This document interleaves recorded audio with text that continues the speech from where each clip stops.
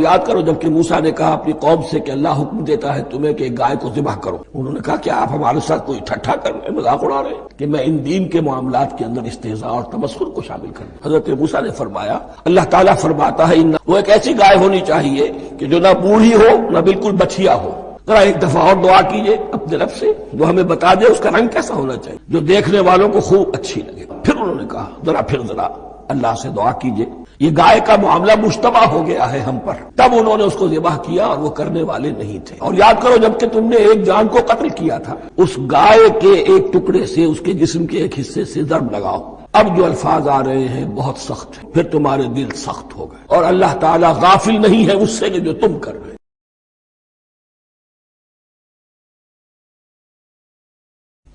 وَإِذْ قَالَ مُوسَىٰ لِقَوْمِهِ إِنَّ اللَّهَ يَأْمُرُكُمْ أَن تَذْبَحُوا بَقَرَةً. اور یاد کرو جبکہ موسیٰ نے اپنی قوم سے کہا یقیناً اللہ تمہیں حکم دیتا ہے کہ گائے کو ذبح کرو. یہ واقعہ میں پہلے آپ کو بتا دوں، پھر ہم یہ آیات تیزی سے پڑھ لیں گے. بنی اسرائیل میں ایک شخص قتل ہو گیا، عامیل نامی، اور قاتل کا پتہ نہیں چل رہا تھا. اللہ تعالیٰ نے حضرت موسیٰ کے ذریعے سے حکم دیا کہ ایک گائے کو ذبح کرو اور اس کے جسم کے ایک ٹکڑے سے اس مردے کو چھوؤ، وہ جی اٹھے گا اور وہ بتا دے گا میرا قاتل کون ہے. اب یہ کہ یہ معجزات کی شکل ہے جو بار بار آ رہے ہیں، اور سابق اس امت کے اندر معجزات کا آپ کو بہت عمل دخل ملے گا. اس میں ایک تو یہ کہ گائے کو ذبح کرنا، وہ گائے کے تقدس کا جو ان کے دل میں ذہن میں تھا، تو ذبح کرنے سے اس کے اوپر بھی گویا کہ ایک تلوار چلائی گئی. اور پھر انہیں دکھا بھی دیا گیا کہ ایک آدمی زندہ بھی ہو سکتا ہے. باعث بعد الموت کا بھی ایک نقشہ دکھا دیا گیا انہیں. لیکن انہیں جب یہ حکم ملا اور ان کے دلوں کے اندر وہ بچڑے کی اور گائے کی تقدیس جو ہے وہ پلی ہوئی تھی، اب انہوں نے سوال کر کے کسی طریقے سے بچنے کے لیے مین میخ نکالی، کیسی گائے ہو، کیا رنگ ہو، کس طرح کی ہو، کس عمر کی ہو. پھر آخر یہ کہ جب ہر طرف سے گھیراؤ ان کا ہو گیا اور سب چیزیں جو ہیں ان کے سامنے واضح کر دی گئیں، تب انہوں نے یوں سمجھیے چاروں ناچار بادل ناخواستہ اس حکم پر عمل کیا. بس اب ترجمہ کر لیجئے.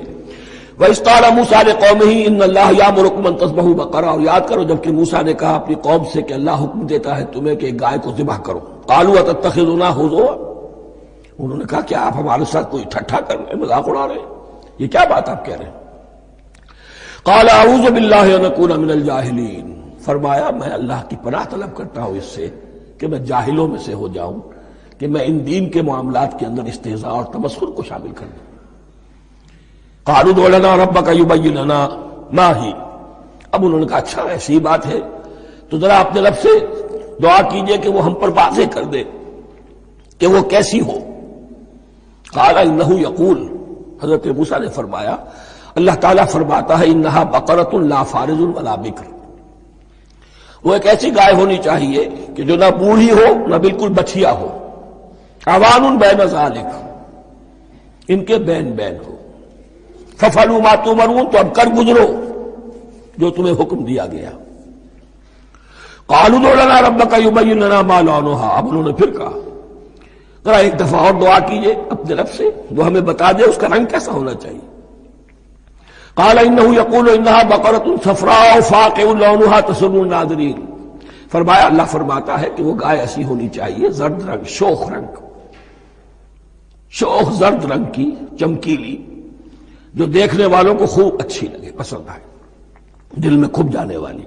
اب جو زیادہ سے زیادہ ان کے ہاں مقدس سمجھے جاتے تھی گائے، رفتہ رفتہ سوال کر کے اگر پہلے ہی حکم پر وہ کر دیتے تو کسی بھی گائے کو ذبح کر دیتے.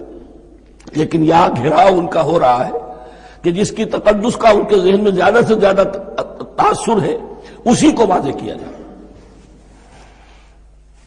قالوا ادع لنا ربك يبين لنا ما هي. پھر انہوں نے کہا ذرا اللہ سے دعا کیجئے اور وہ ہمیں یہ بتائے کہ وہ کیسی ہو. ان البقرہ تشابہ علینا. یقیناً ہم کچھ شبہ میں پڑ گئے ہیں، یہ گائے کا معاملہ مشتبہ ہو گیا ہے ہم پر. قال انه يقول. فرمایا اللہ فرماتا ہے انها بقرۃ لا ذلول تثير الارض ولا تسقي الحرث.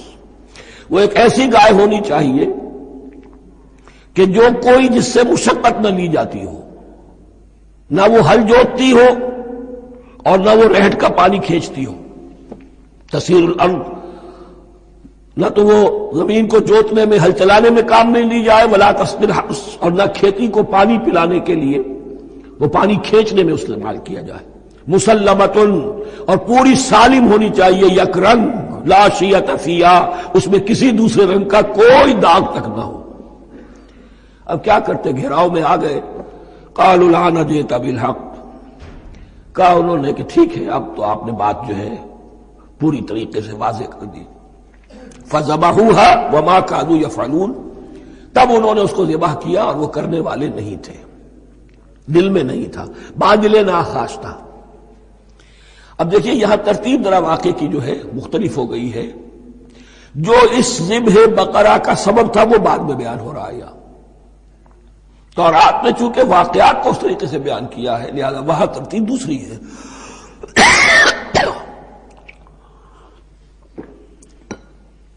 وَإِذْ قَتَلْتُمْ نَفْسًا فَادَّارَأْتُمْ فِيهَا، اور یاد کرو جب کہ تم نے ایک جان کو قتل کیا تھا اور اس کا الزام تم ایک دوسرے پر لگا رہے تھے، یعنی کسی کا پتہ نہیں چل رہا تھا قاتل کون ہے. وَاللَّهُ مُخْرِجٌ مَا كُنتُمْ تَكْتُمُونَ، اور اللہ تعالیٰ فیصلہ کر چکا تھا کہ جو کچھ تم چھپا رہے ہو اسے نکال کر رہے گا، واضح کرے گا. فَقُلْ نَضْرِبُوهُ بِبَعْضِهَا، تو ہم نے حکم دیا کہ اس کی لاش کو اس گائے کے ایک ٹکڑے سے، اس کے جسم کے ایک حصے سے ضرب لگاؤ. كَذَلِكَ يُحْيِي اللَّهُ الْمَوْتَىٰ، اور دیکھو اس طریقے سے اللہ مردوں کو زندہ کر دے گا. تھوڑی دیر کے لیے وہ زندہ ہوا اور اس نے اپنے قاتل کا نام بتا دیا. وَيُرِيكُمْ آيَاتِهِ لَعَلَّكُمْ تَعْقِلُونَ، اور وہ تمہیں دکھاتا ہے اپنی آیات تاکہ تم عقل سے کام لو. اب جو الفاظ آ رہے ہیں بہت سخت ہیں، بہت سخت ہیں، لیکن ان کو پڑھتے ہوئے درون بینی ضرور کیجیے گا، اپنے اندر جھانکیے گا. ثم قست قلوبکم، پھر تمہارے دل سخت ہو گئے.